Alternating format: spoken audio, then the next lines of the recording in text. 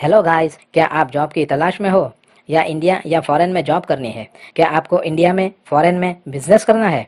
तो दोस्तों, अगर आप इन सवालों के जवाब ढूंढ रहे हो तो देर किस बात की, जल्दी से हमारी चैनल सब्सक्राइब करें और बेल आइकन दबाइए, क्योंकि ये चैनल आपके लिए ला रहा है जॉब, वीज़ा और business tips. Visa related, job related कोई भी क्वेश्चन हो, जल्द ही हम देंगे आपके सवालों के जवाब। नाज़रीन, खुशखबरी का ऐलान ये भी है कि अगर आप फ़ॉरेन में जॉब करना चाहते हैं या फ़ॉरेन रिलेटेड मालूमात जॉब्स के ताल्लुक से हासिल करना चाहते हैं या वीज़ा के ताल्लुक से मालूमात हासिल करना चाहते हैं तो डिस्क्रिप्शन में NS job visa and techno tips इस चैनल के डिस्क्रिप्शन में लिंक दी गई है, उसे आप ओपन कीजिए, लाइक कीजिए और सब्सक्राइब कीजिए, शेयर कीजिए और नईम संजानवाला से कॉन्टैक्ट कीजिए। अस्सलामु अलैकुम वरहमतुल्लाहि वबरकातुहू।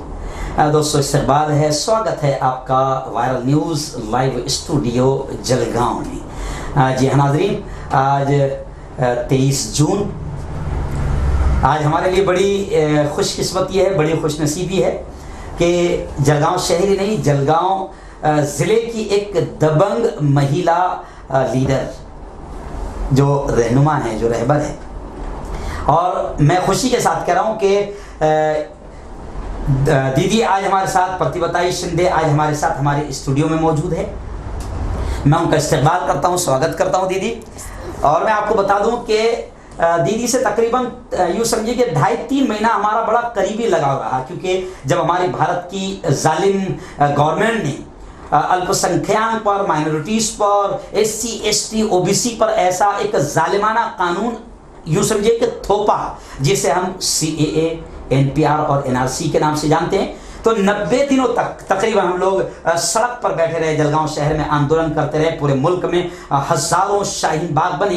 तो CAA NPR और NRC को लेकर ये समझिए कि हमारे जलगांव शहर में प्रतिभाताई शिंदे ने, हमारी दीदी ने, हमारी बड़ी रहबरी की, हर मोड़ पर हमें बड़ा साथ दिया। आज हम खुशी के साथ अपने स्टूडियो में उनका इस्तकबाल करते हैं, स्वागत करते हैं। और आज जिस खास अहम मुद्दे को लेकर दीदी को हमने याद किया है, बुलाया स्टूडियो में, आपको बता दूं कि जलगांव का सिविल अस्पताल कोरोना को लेकर जो लापरवाहियां, जो गफलतें वहां पर हो रही थी, काफी बदनाम हुआ पूरे मुल्क भर में। और जलगांव के सिविल अस्पताल में एक शर्मनाक वाकया पेश आया था कि एक महिला, एक बुजुर्ग खातून जो फरार बताई गई, लेकिन बाद में पता चला कि 7 दिन के बाद उसी अस्पताल के बाथरूम से उसकी लाश मिली। यह वाकया हमारे लिए बड़ा शर्मनाक और दर्दनाक वाकया था। इस वाकये को लेकर जलगांव अस्पताल फिर बदनाम हुआ, डीन समेत 7 लोगों को सस्पेंड भी किया गया। अब नई टीम, मैं आपको रोजाना बता रहा हूं कि हम लोगों ने काफी प्रेशर बनाया मीडिया के जरिए से। अब नई टीम डॉक्टर्स के सामने आई है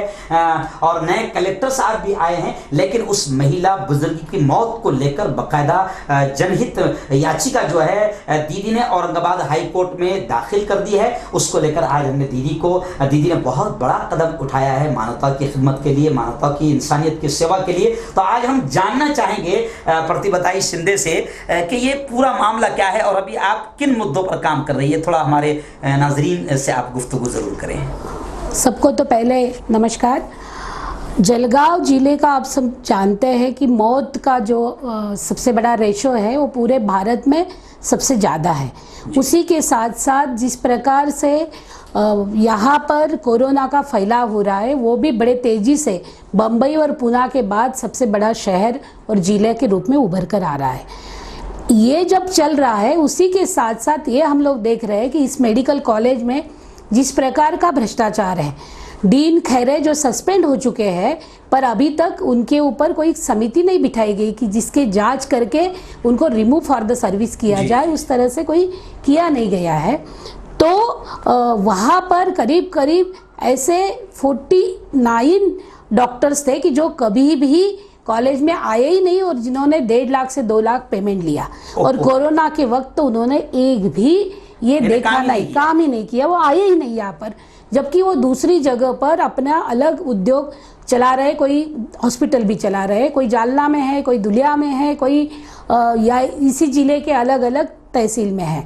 तो ये बहुत दुखद बात थी कि कोरोना के वक्त भी, जबकि पूरे भारत के डॉक्टर बहुत ही मेहनत से, और ख़ास करके सरकारी डॉक्टर जो बहुत मेहनत से, लगन से काम कर रहे हैं, कुछ लोगों ने तो कोरोना में अपनी शहादत भी दे दी है। जी। ऐसे वक्त जलगांव के डॉक्टरों ने जिस प्रकार से, ये चंद डॉक्टरों ने जिस प्रकार से यहाँ पर गैर इसका काम किया है वो बड़ा दुखद था, और जिसमें खैरे का हाथ सबसे बड़ा था। हमने ये देखा कि ये जो मालती बाई है, जिन बुजुर्ग महिला का यहाँ पर 7 दिन अपना शव बाथरूम के अंदर रहा, उसके पोते ने 3 तारीख को फ़ोन किया था कि मेरी दादी की तबीयत कैसी है। तब उसको बताया गया कि तुम्हारी दादी एब्सकॉन्ड है, यहाँ पर मिल नहीं रही है, लापता है। उस दिन इस राज्य के हेल्थ मिनिस्टर 20 मिनट तक उसी जिला रुग्णालय में थे, पर तब भी किसी को डर नहीं लगा कि मिनिस्टर जायजा ले सकते हैं हॉस्पिटल का, और इसलिए सब बाथरूम साफ करके रखे, ये भी नहीं किया गया। 10 तारीख को जब उसका शव मिला तो बड़ी ही खराब रूप से था। ये एक वाकया है। उसके साथ साथ आप अगर देखेंगे तो जो डेथ रिपोर्ट का हमने पढ़ा है और जो हमारे पास लोग आए, उसमें कई लोग ऐसे हैं कि जिनको डायबिटीज जैसी बीमारी थी, इस दवा के कारण हाइपोग्लोसिया हो जाता है, वो अगर चलने लगे तो उसके अंदर उसको बड़ी बेचैनी हो जाती है और वो गिर जाता है। तो बाथरूम जाने के लिए इन्होंने साथ बेडपान भी नहीं इस्तेमाल किए और इन्होंने ना ही व्हील चेयर इस्तेमाल की, और 13 से 14 लोग तो गिरकर मर गए, कोरोना के कारण नहीं मरे, गिरकर मरे। इन डॉक्टरों ने, इन मेडिकल हॉस्पिटल ने और सिविल ने जिस प्रकार से लापरवाही बरती, उससे मर गए। कुछ लोग तो ऐसे थे, जब हम लोग वहां पर गए और हमने देखा कि, और मरीजों को से पूछा कि भाई आप क्या इस प्रकार से दवा और ये चल रहा है, तब उन्होंने बताया कि डॉक्टर और नर्सेस वहाँ जाती नहीं है। और जब खुद जायजा करने के लिए इंडियन एक्सप्रेस के हमारी साथी वहाँ पर गई, तो वहाँ उसने देखा कि जिनके ऑक्सीजन लेवल 40 है, 30 है, जिसको वेंटिलेटर लगाने की ज़रूरत है, जिसको ऑक्सीजन निरंतर चलाने की ज़रूरत है, वो भी वहाँ पर पूरी तरह से कोई देख नहीं रहा था, और इसी कारण ये मौतें हो गई। तो बड़ा ही, अगर हम देखें तो कोरोना से ज़्यादा यहाँ पे मौतें लापरवाही के कारण हुई है। तो इन सब चीज़ों को जनता के सामने लाना चाहिए, क्योंकि कोरोना आज ही जाने वाली बात नहीं है, और ये अगर कहीं पर भी होए तो इस प्रकार से नहीं होना चाहिए। इसलिए हम लोगों ने PIL दाखिल की कोर्ट में, और ये बताने के लिए कि कोर्ट इस PIL से हमने जो प्रेयर की है उसमें डायरेक्शन दे, और ये बताए कि कोरोना से निपटने के लिए किस किस प्रकार से प्रबंध होने चाहिए। जिला व्यवस्थापन ने, जिला कलेक्टर ने 25 मार्च को पैसे दिए थे, करीब 12 करोड़ रुपए, पर आज भी ऑक्सीजन लेवल वहाँ पर लगी नहीं है। आपको बता दें, कलेक्टर बदलने के बाद, नई टीम आने के बाद भी 2 ऐसे कोरोना के पॉजिटिव पेशेंट थे, जो मुमराबाद में एक मिला, वहाँ से वो गायब हो गया था, वहाँ से वो डर के मारे भाग गया था, और दूसरा वहाँ मिला पारोला में। इसका मतलब ये है कि आज भी वहाँ की व्यवस्था जो है, जिस प्रकार से संरक्षण करना चाहिए, वो व्यवस्था की पूरी वहाँ पर धज्जियाँ उड़ चुकी है। इसलिए हमने फायर ऑडिट मांगा है, हमने वहाँ पर सिक्योरिटी ऑडिट मांगा है, हमने वहाँ पर मांगा है कि इस महिला के पूरे परिवार को 50 लाख रुपए का मुआवजा दिया जाए। मुआवजा उनके लिए कोई ये नहीं है, वो लोग मांग नहीं रहे, और हम कहते हैं कि इस प्रकार से ये हो तो उसके लिए वो मुआवजा दिया जाए। तीसरी जो बात हमने अहम उठाई है कि इन सब के ऊपर एक जांच समिति बिठाई जाए और इनको रिमूव फॉर द सर्विस किया जाए। जिस प्रकार से पुलिस ने भी यहाँ पर काम किया है, वो बिल्कुल भी मतलब दुखद है। जिन्होंने, उनके पास केस आने के बाद भी उन्होंने देखा नहीं, और FIR में डीन का नाम ही नहीं है, और FIR ही डीन ने आदेश दिया कि आप FIR दाखिल करो। इसलिए कहा जाता है कि जलगांव में जिन डॉक्टरों ने काम किया उन्हीं को सस्पेंड किया गया और उन्हीं का नाम उसमें डाला गया, तो ये भी बड़ी दुखद बात है। तो हमने ये कहा है कि ये जिस प्रकार से है उसके लिए स्वतंत्र कमेटी बनाई जाए, और जांच भी जो है यहाँ के पुलिस के हाथ में न रहते हुए कोई एक अलग एजेंसी के पास दी जाए। ये प्रेयर हमने वहाँ पर रखी है।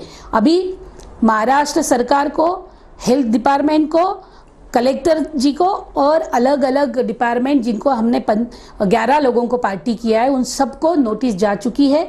अभी 2 हफ्ते में, मतलब 1 तारीख को उसका जवाब देना है। जो हमारे पुराने कलेक्टर डॉक्टर अविनाश ठाकरे साहब, उनको भी आपने उसमें पार्टी बनाया है? हमने कलेक्टर को बनाया है, तो अभी नए कलेक्टर आएंगे तो उसमें। अब नए कलेक्टर उसमें आएंगे। हाँ, हमने राउत साहब जो नए आए हैं। हाँ, हमने व्यक्ति का नाम नहीं डाला, व्यक्ति का नाम नहीं, हमने कलेक्टर। हमारा ये कहना है कि वो कुर्सी पे जो बैठेगा वो उसका जिम्मेदार रहेगा। तो हमने उनको उसमें पार्टी बनाया हुआ है और वो नहीं, लेकिन उस वक्त जब वो महिला का इंतकाल हुआ तो कुर्सी पर तो नए कलेक्टर नहीं थे ना।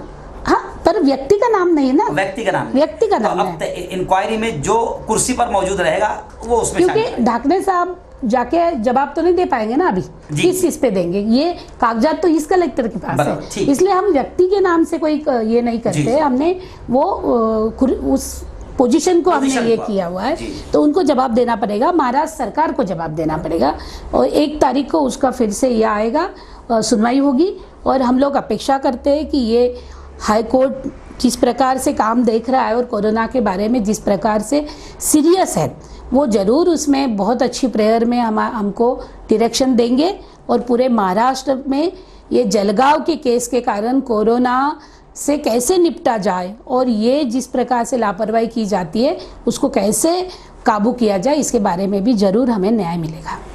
बहुत बहुत शुक्रिया दीदी का। दीदी आप हमारे स्टूडियो में आए, बहुत बहुत शुक्रिया। नाज़रीन आपको बता दूं कि जिस तरीके से प्रतिभाताई शिंदे यहाँ पर काम कर रही है, हमें ऐसा लग रहा है जो लोगों में एक डर और खौफ था वो भी काफ़ी ख़त्म हो रहा है। और जब ऐसे लोग लगे रहेंगे और शासन प्रशासन की लापरवाही और गफलतों पर दबंग अंदाज में काम करेंगे तो जनता को इसका सही फ़ायदा मिलेगा। प्रतिभाताई शिंदे के शुक्रिया के साथ मैं मुफ्ती मोहम्मद हारून नदवी।